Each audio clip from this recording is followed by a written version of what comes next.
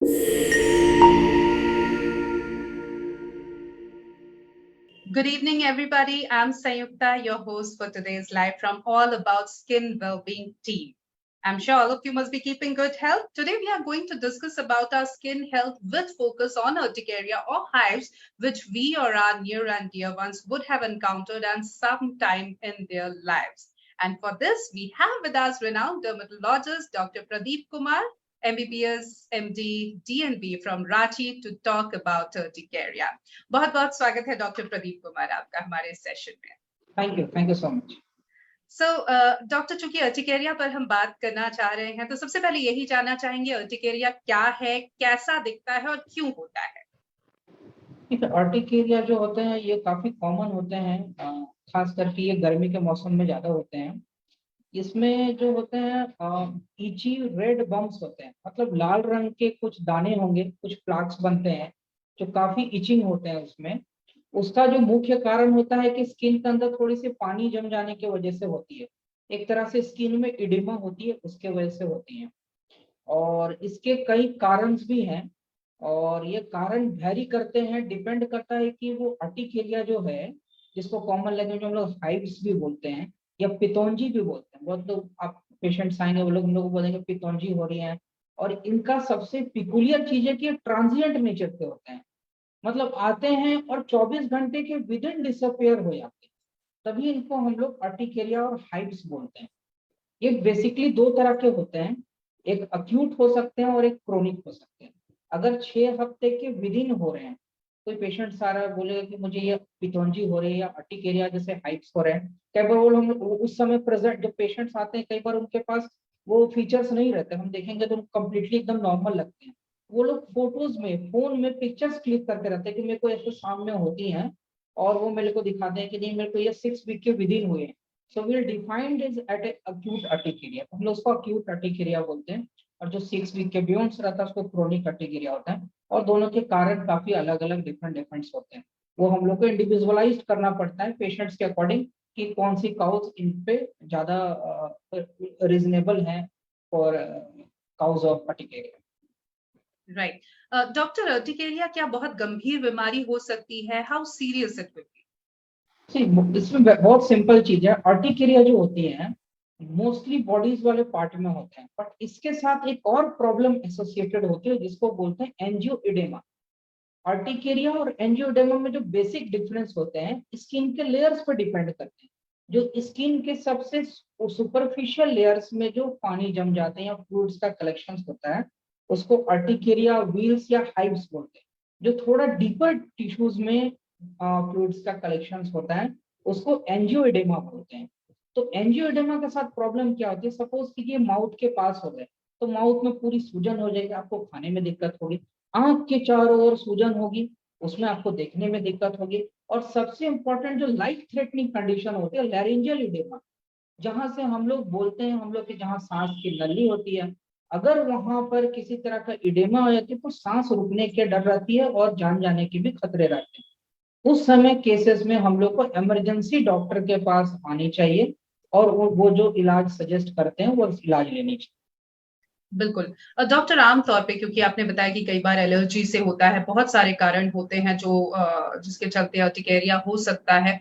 और कई लोग क्या करते हैं, क्योंकि आजकल इतना इन्फॉर्मेशन है प्लस हमारे यहाँ over the counter medication easily available है, तो लोग कई बार उसका मिसयूज करते हैं या नहीं जानते हैं, तो वो ओवर द काउंटर कोई एंटी एलर्जेंट ले लिया और उसे इस्तेमाल करने लग जाते हैं। 1-2 दिन आराम मिल जाता है, फिर उनको लगता है ये ठीक हो गया, या होम रेमेडीज वो अपनाते हैं। तो इस पर आप क्या कहना चाहेंगे? क्या ये ठीक है या इससे दिक्कतें बढ़ सकती हैं? देखिए, होम रेमेडीज के बारे में जो लोगों का मानना है कि जैसे अंडे खाने से हो जाते हैं या पीनट्स लेने से हो जाते हैं या दही लेने से हो जाते हैं या खट्टे लेने से होते हैं। बट जो स्टडीज हम लोग जो पेशेंट्स देखते हैं, जो स्टडीज आई है उसमें देखा गया कि लेस देन 1% को फूड से एलर्जी होती है। सपोज मैंने 100 पेशेंट्स को देखा अर्टिकेरिया को, उसमें 1% से भी कम पेशेंट्स में फूड की एलर्जी होती है। मोस्ट ऑफ द कारण 50% लोगों में कोई कारण नहीं रहता, इसको इडियोपैथिक बोलते हैं। रेस्ट में कुछ कारण होती है जैसे ऑटो इम्यून डिसऑर्डर। आज के जनरेशन जो आज के जो पेशेंट्स आते हैं उसको most of the patient associated होते हैं कोमॉर्बिडिटी के साथ, जैसे थायराइड की डिसऑर्डर होगी या डायबिटीज हो गए, या कई बार ओबेसिटी के साथ एसोसिएटेड होते हैं। ये सब के साथ अर्टिकेरिया का एसोसिएशन देखा गया है। और जो होम रेमेडीज है हम लोग इसलिए नहीं रिकमेंड करते हैं क्योंकि कई बार चीजें वो ठीक करने की जगह बढ़ा देती है, एग्रवेट कर देती है, तो उस समय काफी प्रॉब्लमेटिक हो जाता है इसको ट्रीट करने के लिए भी। तो जो हम लोग की लाइन ऑफ मैनेजमेंट होती है काफी चेंज हो जाती है। अगर आप एज ए न्यू केसेस आते हैं तो हम लोग बहुत सिंपल फर्स्ट लाइन ट्रीटमेंट देंगे, बहुत अच्छे से रिस्पॉन्स आ जाती है। बट जो मल्टीपल मेडिकेशन ले चुके हैं उसमें ट्रीटमेंट थोड़ा डिफिकल्ट हो जाता है और थोड़ा रेसिस्टेंस भी हो जाता है। सो कुछ हम लोग को ऐसी मेडिसिन चलानी पड़ती है जो वर्क तो करते हैं बट उनके कुछ साइड इफेक्ट्स को भी फेस करना पड़ता है पेशेंट्स को। जी। डॉक्टर, जब एक पेशेंट आपके पास आता है तो कैसे आप पता करते हैं कि अर्टिकेरिया है या नहीं, या इसके कॉजेस क्या-क्या हो सकते हैं, ट्रिगरिंग फैक्टर क्या हो सकते हैं? क्या कोई टेस्ट भी एडवाइस करते हैं आप? देखिए अर्टिकेरिया जो होते हैं दो तरह के होते हैं, आइदर ये एलर्जिक होते हैं या नॉन एलर्जिक।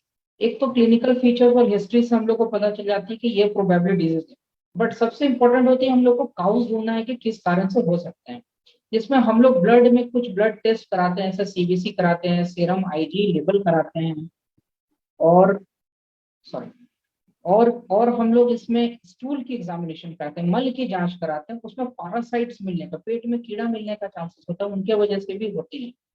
और कई बार ड्रग्स के कोई दवा खाने से होते हैं या वायरल इन्फेक्शन आने से होता है जो ब्लड में रिफ्लेक्ट करते हैं उसके माध्यम से।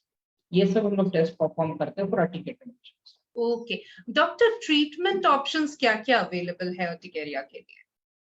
ट्रीटमेंट ऑप्शन जो है बहुत कॉमन जो हम लोग ड्रग्स प्रिस्क्राइब करते हैं वो एंटी हिस्टामिनिक होते हैं, मतलब एक तरह के इचिंग को काउंटर करने वाले या एंटी इचिंग एजेंट्स देते हैं।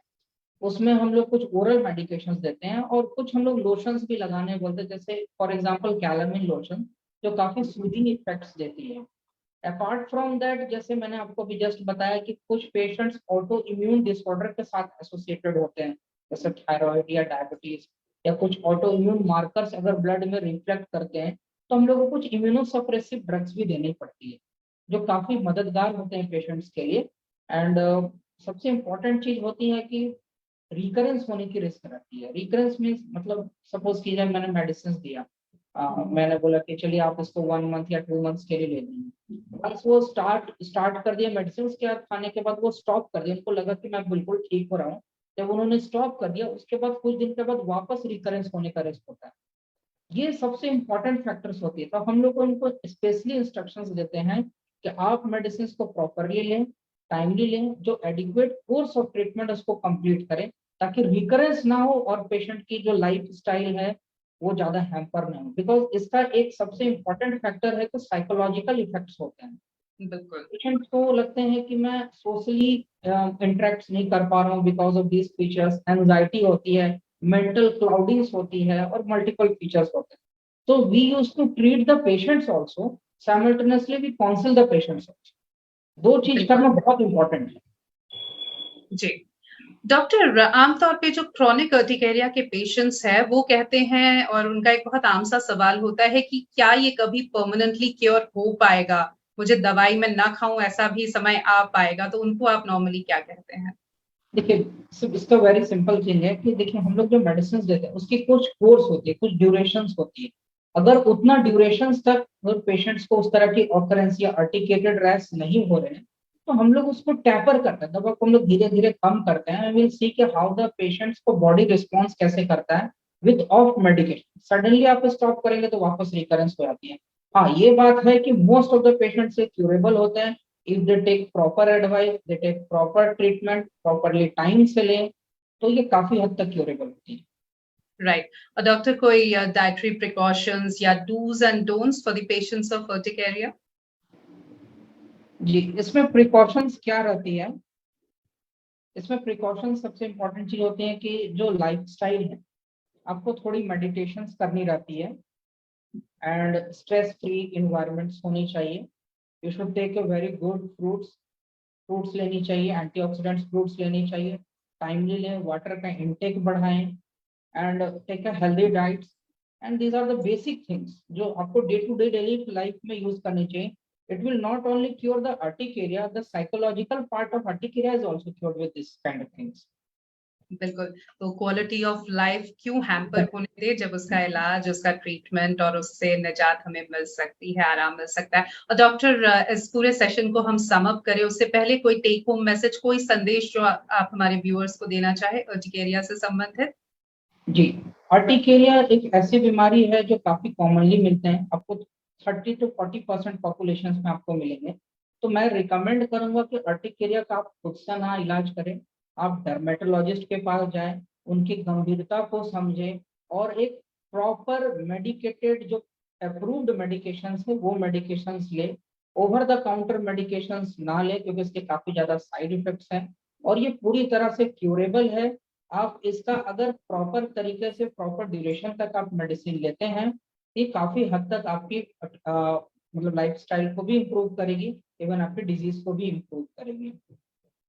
Thank you so very much doctor Pradeep Kumar, आपने अपना कीमती वक्त हमें दिया और इतनी अच्छी, इतनी महत्वपूर्ण जानकारी हमारे साथ साझा की। बहुत-बहुत आपका शुक्रिया। और व्यूअर्स, आप हमारे साथ इस सेशन में जुड़े और काफ़ी अच्छी जानकारी और ऐसी जानकारी जो आपके बहुत काम आने वाली है। तो बहुत-बहुत शुक्रिया व्यूअर्स आपका भी हमारे साथ जुड़ने के लिए। और लेटेस्ट अपडेट्स के लिए, अपनी स्किन हेल्थ के लिए आप हमारा FB page all about skin wellbeing ज़रूर लाइक करें, फॉलो करें और हम यूट्यूब, ट्विटर और इंस्टाग्राम पे भी अवेलेबल है। Thank you, good bye, good day. Thanks so much.